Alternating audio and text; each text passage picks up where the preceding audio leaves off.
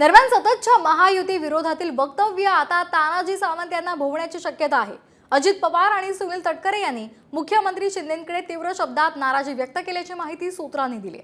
कॅबिनेटमध्ये मांडीला मांडी लावून बसलो असलो तरीही बाहेर आलं की उलट्या होतात असं विधान तानाजी सावंत यांनी केलं होतं।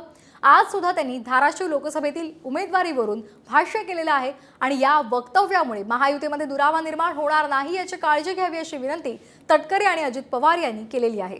तर या प्रकरणी लक्ष घालण्याचं शिंदेंनी सुद्धा आश्वासन दिल्याची माहिती मिळालेली आहे।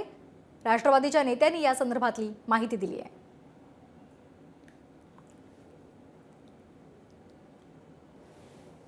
राष्ट्रवादी समाज जमले शिकत असल्यापासून आतापर्यंत ती वास्तव डायग्नोसिस होत नाही। जसं ॲलर्जी म्हणतोय गोळी खाली उलट्यावाला चालवतात ती अवस्था आहे। कारण ते विचार परिपूर्ण भिडलेले आहेत अंगामध्ये, त्याच्यामुळे ते शक्य आहे। आज जरी आम्ही कॅबिनेटला मांडीला बसलो असलो तरी सुद्धा बाहेर आल्यानंतर उलट्या होतात। ही वस्तुस्थिती सहन होत नाही। ते आता वयाच्या 7व्या वर्षी म्हणून बदलू शकत नाही।